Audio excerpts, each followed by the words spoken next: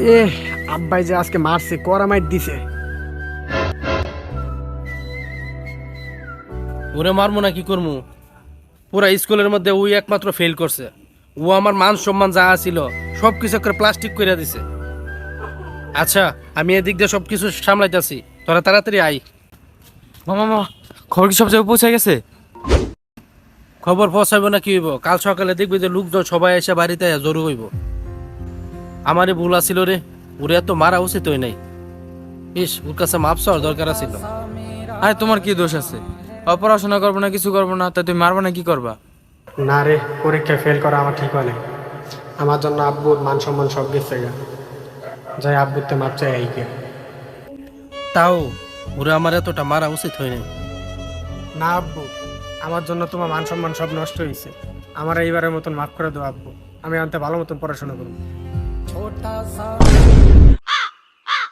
যা হয়েছে বাদ দাও। এখানে মারাটারে সুইসাইড কেস কিভাবে বানান যায় এটা ভাবো। হ, ঠিকই কইছস।